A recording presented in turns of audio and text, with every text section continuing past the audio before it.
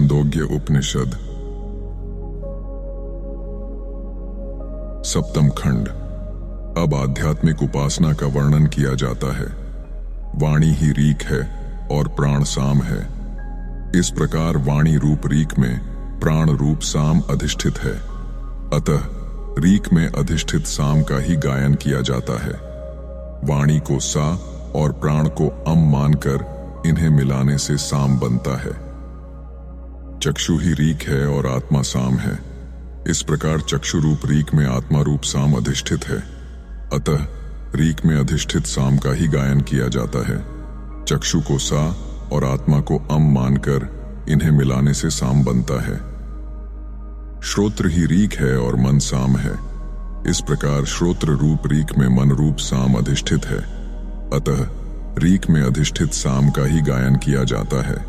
श्रोत्र को सा और मन को अम मानकर उन्हें मिलाने से साम बनता है। यह जो नेत्रों में श्वेत आभा है वह रीक है और जो नील वर्ण युक्त श्याम आभा है वह साम है। इस प्रकार श्वेत आभा रूप रीक में नील युक्त श्याम आभा रूप साम अधिष्ठित है। अतः रीक में अधिष्ठित साम का ही गायन किया जाता है। नेत्रों की श्वेत आभा को सा और श्याम आभा को अम मानकर इन्हें मिलाने से साम बनता है। यह नेत्रों के मध्य जो पुरुष दिखाई देता है वही रीक है, वही साम है, वही उक्त है, वही यजुष और वही ब्रह्म है। उस पुरुष का वही रूप है जो आदित्य के मध्य स्थित पुरुष है। उसके जो गुण हैं वही इसके गुण हैं। उसका जो नाम उत है वही इसका भी नाम है। वही परम पुरुष पृथ्वी से नीचे सभी लोकों पर आधिपत्य रखता है। वही मनुष्य की कामनाओं को भी अपने अधीन रखता है। जो लोग वीणा पर गायन करते हैं वे उसी पुरुष का गायन करते हैं। इसी से वे धन संपन्न होते हैं। जो विद्वान इस रहस्य को जानकर सामगान करता है वह चक्षु के अंतर्गत और आदित्य के अंतर्गत अवस्थित दोनों पुरुषों का गायन करता है। इसके द्वारा वह आदित्य के ऊपर के लोकों और देवों के भोगों को प्राप्त करता है। इसी के द्वारा वह उद्गाता इस लोक से नीचे के लोकों तथा मनुष्य के समस्त भोगों को प्राप्त करता है। अतः इस प्रकार जानने वाला उद्गाता यजमान से कहता है, मैं आपके लिए किन अभीष्ट कामनाओं का गान के द्वारा आवाहन करूं। जो इस रहस्य को इस प्रकार जानकर सामगान करता है वह अभीष्ट भोगों का गान के द्वारा आवाहन करने में समर्थ हो जाता है। अष्टम खंड। 3 ऋषि उद्गीत संबंधी विद्या में पारंगत थे। एक शालावान के पुत्र शिलक, द्वितीय चिकितायन के पुत्र दालभ्य और तृतीय जीवल के पुत्र प्रवाहन। उन्होंने एक दिन परस्पर कहा, हम लोग उद्गीत विद्या में पारंगत हैं, अतः क्यों न इस विषय पर वार्तालाप करें। हाँ, ऐसा ही करें, कहकर तीनों उत्तम स्थान पर बैठ गए।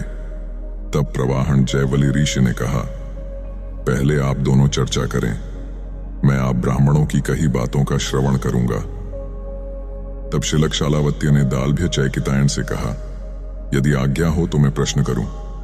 दालभ्य ने कहा, करो। साम की गति आश्रय क्या है? शिलक ने पूछा। दालभ्य ने उत्तर दिया, स्वर। फिर प्रश्न पूछा, स्वर की गति क्या है? दालभ्य ने कहा, प्राण। फिर प्रश्न पूछा, प्राण की गति क्या है? उन्होंने उत्तर दिया, अन्न। फिर प्रश्न पूछा, अन्न की गति क्या है? उन्होंने उत्तर दिया, जल। जल की गति क्या है? ऐसा प्रश्न पूछने पर उत्तर दिया वह लोक स्वर्ग। इस पर शिलक ने पूछा, उस लोक की गति क्या है? इस पर दालभ्य ने कहा, स्वर्ग लोक का अतिक्रमण करके साम को दूसरे आश्रय में नहीं रख सकते। हम साम को पूर्णतया स्वर्ग में स्थित मानते हैं और उसकी स्वर्ग रूप में ही स्तुति की गई है। तब दालभ्य चैकितायन से शिलक शालावत्य ने कहा, यह साम निश्चय ही अप्रतिष्ठित है, परंतु यदि कोई उद्गाता यह कह दे कि तुम्हारा मस्तक पृथ्वी पर गिर जाए तो निश्चय ही मस्तक पृथ्वी पर गिर जाएगा। दालभ्य ने कहा, श्रीमन, मैं साम की स्थिति आपसे जानना चाहता हूं। शिलक ने कहा, अच्छा, जानो। दालभ्य ने प्रश्न पूछा, स्वर्गलोक का आश्रय क्या है? उनने कहा, यह लोक। फिर प्रश्न पूछा, इस लोक की गति क्या है?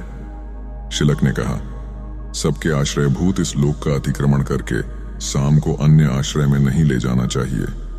हम इस लोक में साम को प्रतिष्ठित करके ही उसकी स्तुति करते हैं। तंब प्रवाहन जयवली ने कहा, हे शालावत्य, आपके द्वारा वर्णित यह साम तर्क द्वारा समाप्त हो जाने वाला है।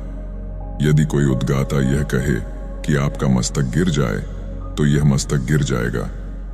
फिर शिलक ने कहा, श्रीमण, मैं साम की स्थिति आपसे जानना चाहता हूं। इस पर प्रवाहन ने कहा, अच्छा जानो। नवम खंड। शिलक ने पूछा, इस लोक का आश्रय क्या है?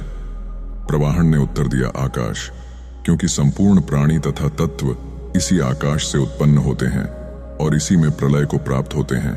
आकाश ही सबसे बड़ा है, अतः आकाश ही इस लोक का भी आश्रय है। वही श्रेष्ठ से अतिश्रेष्ठ उद्गीठ है, वह अनंत रूप है। जो विद्वान उसे इस प्रकार जानता है, इससे वह परम उत्कृष्ट उद्गीत की उपासना करता है। इससे वह परम उत्कृष्ट जीवन को प्राप्त होता है और क्रमशः उच्चतर लोकों को प्राप्त होता जाता है। अतिधनवा शौनक ने इस उद्गीठ उपासना के तत्व को उदर शांडिल्य से व्यक्त किया।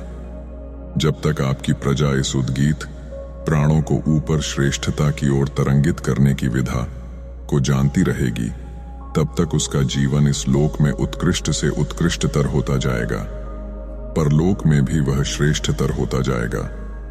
इस प्रकार जो विद्वान उद्गीठ के इस रहस्य को समझकर उपासना करता है, उसका जीवन इस लोक में श्रेष्ठतर होता जाता है तथा परलोक में भी उसे श्रेष्ठतर स्थान प्राप्त होता है।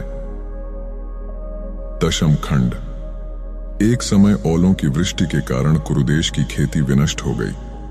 उस समय इभ्य ग्राम में चक्र ऋषि के पुत्र उशस्ती अपनी अल्पवयस्का पत्नी के साथ बड़ी दीन अवस्था में रहने लगे थे। एक दिन उशस्ती ऋषि ने अत्यंत घुने उड़द खाने वाले एक महावत से भिक्षा मांगी। तब उसने कहा, इन जूठे उड़द के सिवाय मेरे पास और कोई अन्न नहीं है, बस इसी पात्र में उड़द रखे हैं। उशस्ती ऋषि ने कहा, इन्हीं में से मुझे दे दो। तब महावत ने उड़द देते हुए कहा, इन्हें खाकर आप जल भी पी लें। उशस्ती ऋषि ने कहा, इस जल को पीने से मुझे जूठा जल पीने का दोष लग जाएगा। महावत ने पूछा, क्या ये उड़द जूठे नहीं हैं?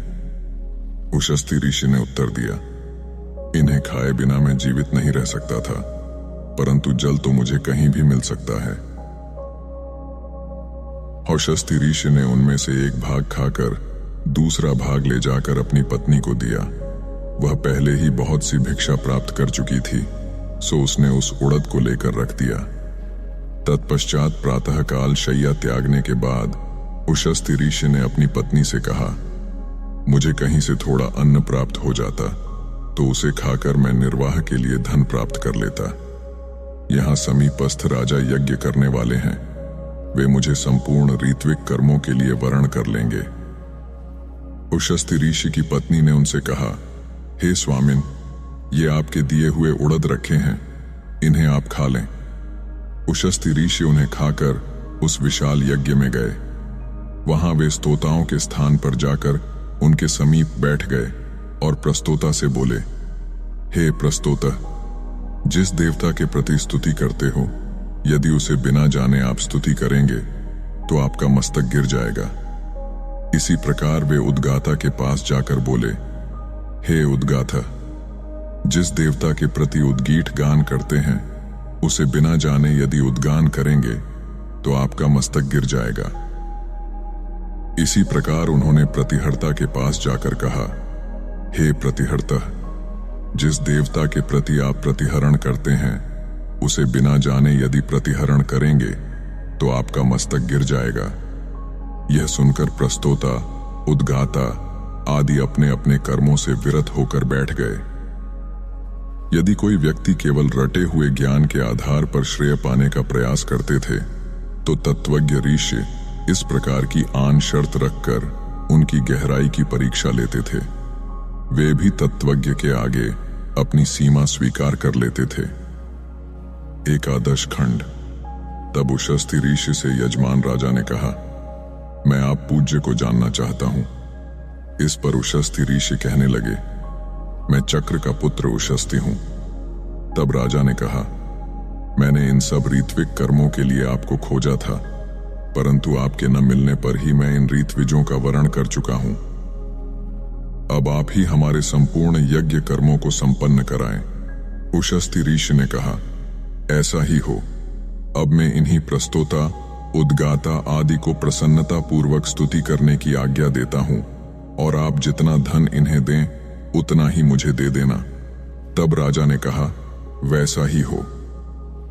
तब प्रस्तोता उशस्ती ऋषि के समीप आकर कहने लगे, हे भगवान, आपने मुझसे कहा था कि हे प्रस्तोता, आप जिस देवता की स्तुति करते हैं उसे बिना जाने यदि स्तुति करेंगे तो आपका मस्तक गिर जाएगा।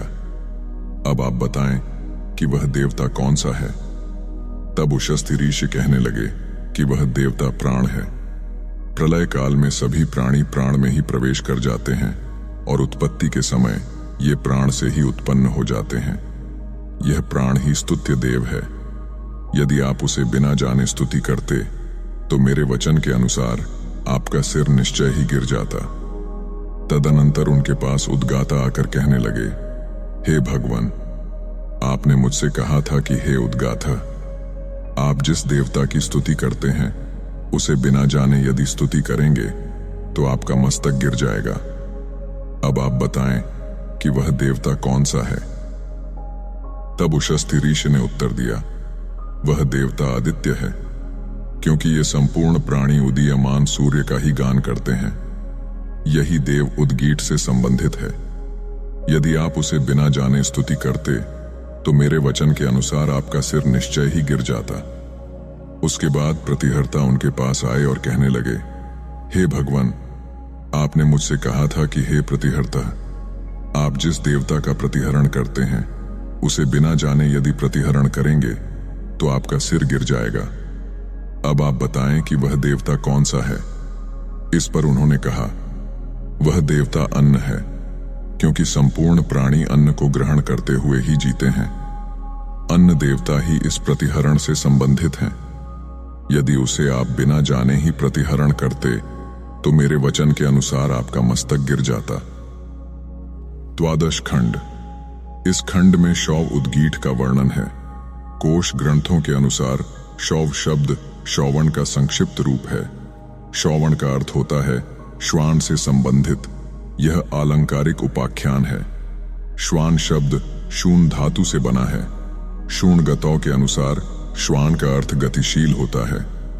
यहाँ शौव का अर्थ प्राण से संबंधित मानने से ही उपाख्यान का भाव स्पष्ट होता है। वर्णित कथानुसार ऋषिपुत्र स्वाध्याय के लिए प्राकृतिक स्थल पर गए हैं। वहां श्वेत निर्मल निर्दोष श्वान प्राण प्रवाह का उन्हें साक्षात्कार होता है। अन्य श्वान इंद्रियादि के विकारों से ग्रस्त प्राण अपनी भूख का हवाला देकर उनसे अन्न के लिए उद्गीत का गान करने को कहते हैं। पूर्व खंडों में कहा जा चुका है, शुद्ध प्राण की ही उद्गीत साधना फलित होती है। वे प्रकृति में संव्याप्त प्राण समूह शुद्ध प्राण के नेतृत्व में उद्गीत का गान करते हैं। इस प्रसंग में यहाँ वर्णित उपाख्यान का भाव सिद्ध होता है। अब शौ प्राणों से संबंधित उद्गीत का वर्णन करते हैं। बक दालभ्य अथवा ग्लाव मैत्रेय स्वाध्याय के लिए जलाशय के समीप गए। उनके समीप श्वेत निर्मल निर्विकार श्वान प्राण की इकाई का प्राकट्य हुआ। उसके पास कुछ अन्य श्वान विकारग्रस्त प्राण समूह आकर कहने लगे, आप हमारे निमित्त अन्न प्राप्ति के लिए उद्गीत का गान करें, हम सब भूखे हैं। उस श्वेत श्वान ने उन सब से कहा, तुम कल प्रातः काल मेरे पास आना। तब कौतूहल पूर्वक बक दालभ्य और ग्लाव मैत्रेय भी प्रातः काल की प्रतीक्षा करते रहे। प्रातः काल वे सब श्वान प्राण मिलकर उसी प्रकार भ्रमण करने लगे जैसे बहिष्पवमान स्तोत्र से स्तुति करने वाले उद्गाता परस्पर मिलकर भ्रमण करते हैं।